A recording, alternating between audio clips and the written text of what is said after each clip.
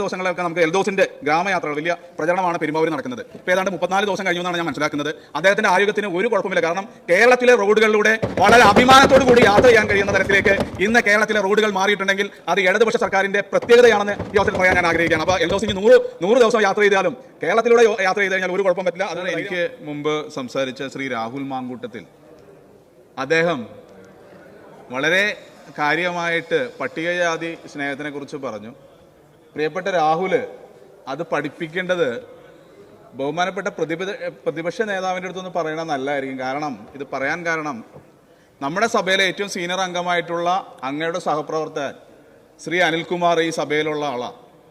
നിങ്ങൾ കഴിഞ്ഞ 3.5 വർഷത്തെ അടിയന്തര പ്രമേയത്തിൻ്റെ ലിസ്റ്റ് എടുത്തു നോക്കണം. എത്ര പ്രാവശ്യം അദ്ദേഹത്തിന് അവസരം കൊടുത്തിട്ടുണ്ട് എന്നൊന്ന് പരിശോധിക്കണം. കാരണം അദ്ദേഹത്തിനെക്കാട്ടും വളരെ ജൂനിയറായിട്ടുള്ള മാത്യു കുഴൽനാടനും രാഹുൽ മാങ്കൂട്ടത്തിനും മറ്റേ റോജി എം ജോണിനും എത്ര അവസരങ്ങൾ കൊടുത്തിട്ടുണ്ടെന്ന് ഒന്ന് പരിശോധിച്ചിട്ട് ഈ പട്ടികജാതി സ്നേഹം പറഞ്ഞു കഴിഞ്ഞാൽ വളരെ നല്ല. മാത്യു വിഷമിക്കല്ലേ, ഞാൻ പറയട്ടെ.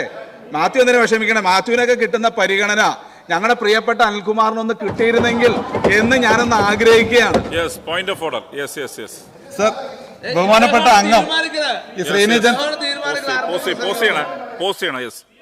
അംഗം ശ്രീനിജൻ പറയുന്നത് സഭയ്ക്ക് തെറ്റിദ്ധാരണ ഉണ്ടാക്കുന്ന ഒരു കാര്യമാണ്. സർ, ഈ കോൺഗ്രസ് പാർട്ടിയുടെ പാർലമെന്ററി പാർട്ടി സെക്രട്ടറിയാണ് സർ.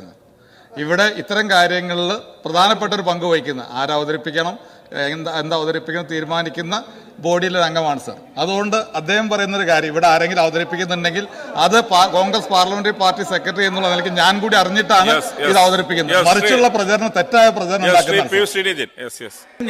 ഞാൻ പറഞ്ഞത് അദ്ദേഹത്തിന് കൊണ്ടു എന്നുള്ളതാണ് ഞാൻ മനസ്സിലാക്കുന്നത്. ഏതായാലും കഴിഞ്ഞ KPCCയുടെ യോഗത്തിൽ അദ്ദേഹത്തിന്റെ ഭാഗത്തുനിന്നുണ്ടായ വിമർശനം, പ്രതിപക്ഷ നേതാവിനെതിരായിട്ട് ഉയർന്ന വിമർശനം എന്ന് ഏഷ്യാനെറ്റ് അടക്കമുള്ള പത്രമാധ്യമങ്ങളിൽ വന്നതാണ്. ഏതായാലും ഞാൻ ആ വിഷയത്തിലേക്ക് കിടക്കുന്നില്ല. ഈ കഴിഞ്ഞ ദിവസം നമ്മുടെ ഇപ്പോൾ ഇന്ന് ധനാഭ്യർത്ഥന ചർച്ചകളിൽ ഏറ്റവും നമ്മൾ ചർച്ച ചെയ്യുന്നത് കേരളത്തിലെ ടൂറിസവും കേരളത്തിലെ PWD പൊതുമരാമത്ത് വകുപ്പിനെ കുറിച്ചുള്ള ചർച്ചകളാണ് നടക്കുന്നത്. ഞാനിപ്പോൾ ഈ കഴിഞ്ഞ ദിവസങ്ങളിലൊക്കെ നമുക്ക് എൽദോസിൻ്റെ ഗ്രാമയാത്രകൾ വലിയ പ്രചരണമാണ് പെരുമ്പാവൂരിൽ നടക്കുന്നത്. ഇപ്പോൾ ഏതാണ്ട് 34 ദിവസം കഴിഞ്ഞു എന്നാണ് ഞാൻ മനസ്സിലാക്കുന്നത്.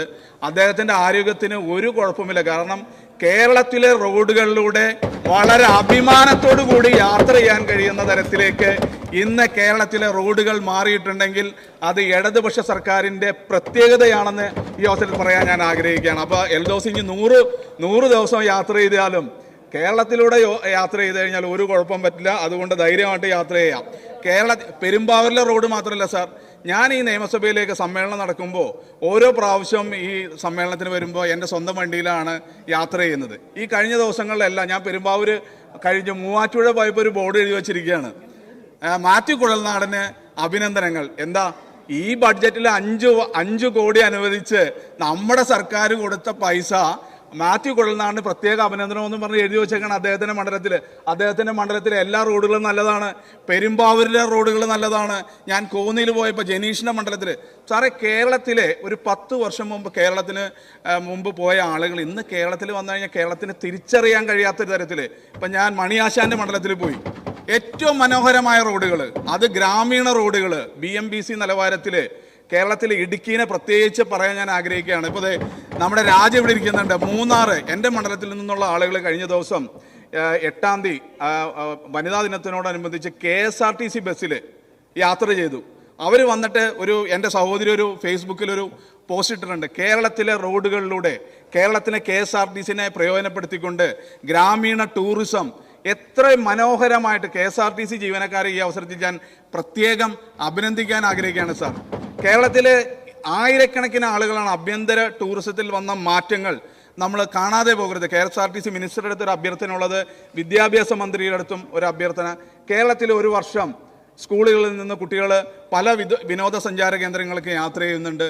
അത് നമ്മുടെ KSRTC ബസ് ഉപയോഗിച്ചു കൂടി യാത്ര ചെയ്യാനുള്ള ഒരു നിർദ്ദേശം നമുക്ക് കൊടുക്കുകയാണെങ്കിൽ അത് KSRTCക്കും വളരെ ഗുണകരമായിരിക്കുമെന്ന കാര്യത്തിൽ യാതൊരു സംശയമില്ല. ഇപ്പോൾ നമുക്കറിയാം, ഞാൻ അന്ന് മണിയാശാൻ്റെ സ്ഥലത്ത് ചെമ്മണ്ണാർ എന്ന് പറയുന്ന ഒരു സാധാരണ ഗ്രാമപ്രദേശം, ആ ഗ്രാമപ്രദേശം കേരളത്തിൻ്റെ ടൂറിസം, ഞാൻ എൻ്റെ പ്രിയപ്പെട്ട എല്ലാ അംഗങ്ങളോടും പറയുകയാണ്, സത്യത്തിൽ കേരളത്തിനെ നമ്മൾ കണ്ടിട്ടില്ല. കേരളത്തിൻ്റെ ഓരോ ഗ്രാമപ്രദേശങ്ങളും നമ്മൾ യാത്ര ചെയ്ത് കേരളത്തിൻ്റെ ഭംഗി ആസ്വദിച്ചു കഴിഞ്ഞാൽ പിന്നെ വിദേശത്തൊന്നും പോകേണ്ട സാറേ. ഞാനിത് പറയാൻ കാരണം, ഞാൻ പോപ്പിനെ കാണാൻ വേണ്ടി ഇറ്റലിയിൽ ചെന്നു. അവിടെ ഗ്രാമങ്ങളിലൂടെ യാത്ര ചെയ്തു. അതിന് സമാനമായ റോഡുകളാണ് ഇന്ന് കേരളത്തിൽ ഉള്ളത് എന്ന് പറയാൻ വളരെ അഭിമാനത്തോട് പറയാൻ ഞാൻ ആഗ്രഹിക്കുകയാണ് സാർ. കേരളത്തിൻ്റെ ടൂറിസം, കേരളത്തിൻ്റെ റോഡുകൾ, കേരളത്തിൻ്റെ എല്ലാ സമസ്ത മേഖലകളിലും ഇപ്പം ഞാനിവിടെ നമ്മൾ നേരത്തെ പറഞ്ഞ പോലെ റവന്യൂ വകുപ്പിൻ്റെ ധനാഭ്യർത്ഥനകളുണ്ട്. കേരളത്തിൽ ഇതേവരെ ഇല്ലാതിരുന്ന തരത്തിൽ എൻ്റെ മണ്ഡലത്തിൽ തന്നെ എത്രയോ പട്ടയങ്ങൾ നമുക്ക് കൊടുക്കാൻ കഴിഞ്ഞു. അതിൽ റവന്യൂ വകുപ്പിൻ്റെ അടുത്ത് ഒരു പ്രത്യേക അഭ്യർത്ഥനയുള്ളത്, സർ ഇപ്പോഴും നമ്മുടെ പെരിയാർ വാലി പുറമ്പോക്കിൽ കിടക്കുന്ന ആളുകൾക്ക് പട്ടയം കൊടുക്കാൻ നമുക്ക് ഇപ്പോഴും കഴിഞ്ഞിട്ടില്ല.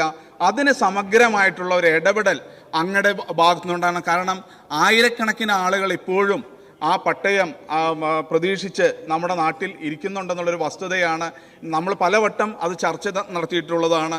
അത്തരം ഇടപെടൽ കൂടി നമുക്ക് നടത്താൻ കഴിയണം. പ്രത്യേകിച്ച് പട്ടയ അസംബ്ലിയിലെല്ലാം ഞങ്ങളെല്ലാം മീറ്റിങ്ങിന് ചെല്ലുമ്പോൾ ആളുകൾ ചോദിക്കുന്നൊരു വിഷയമാണ് പെരിയാർ വാലി കനാൽ പുറമ്പോക്കിൽ കിടക്കുന്ന ആളുകൾക്ക് പട്ടയം കൊടുക്കുക എന്നുള്ളത്. അതുകൂടി അങ്ങ് പരിഗണിക്കണമെന്ന് ഞാൻ ആഗ്രഹിക്കുകയാണ്. ഒരു കാര്യം കൂടി ഞാൻ പറയാം. കഴിഞ്ഞ ദിവസം റിപ്പോർട്ടർ ചാനലിൽ ഈ സർക്കാരിനെതിരെ ഏറ്റവും കൂടുതൽ വിമർശിക്കുന്ന ഒരാളാണ് സുജയ പാർവതി.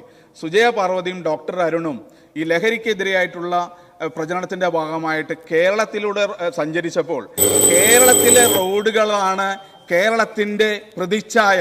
അതിന് ബഹുമാനപ്പെട്ട PWD മിനിസ്റ്റർ അവർ പറയുന്നുണ്ട്, 2026 മൂന്നാം പിണറായി സർക്കാർ അധികാരത്തിൽ വരുന്നുണ്ടെങ്കിൽ അതിന് ഒരു കാരണം കേരളത്തിലെ റോഡുകളും മികച്ച ഭരണമായിരിക്കുമെന്ന് അതിൽ അസന്നിഗ്ധമായിട്ട് ഡോക്ടർ അരുണും സുജ പാർവതിയും പറഞ്ഞിട്ടുണ്ടെങ്കിൽ അതിൻ്റെ അർത്ഥം കേരളത്തിലെ വിമർശിക്കുന്ന ഈ ഇടതുപക്ഷ സർക്കാരിനെ വിമർശിക്കുന്ന ആളുകൾ പോലും കേരളത്തിലെ ഭരണത്തിനെ കുറിച്ച് ഒന്നും പറയാൻ കഴിയില്ല എന്നുള്ളതിന് തെളിവാണ് ശ്രീ രാഹുൽ മാങ്കൂട്ടം ഈ ധനാഭ്യർത്ഥനകളെ കുറിച്ചുള്ള ചർച്ചയിൽ വികസനത്തിനെ കുറിച്ച് ഒരു എതിരഭിപ്രായം അവർക്ക് പറയാനുള്ള സാർ. കോടിക്കണക്കിന് രൂപയാണ് കേരളത്തിൽ ഇന്ന് ചെലവഴിച്ചുകൊണ്ട് കേരളത്തിലൊരു മികച്ച ഭരണം നടത്തി ഞങ്ങൾ മൂന്നാം സർക്കാരിലേക്ക് പോകുമെന്നുള്ള കാര്യത്തിൽ യാതൊരു സംശയമില്ല എന്ന് തെളിയിച്ചുകൊണ്ട് ഈ ധനാഭ്യർത്ഥനകളെ ഞാൻ പിന്തുണയ്ക്കും സാർ. നന്ദി.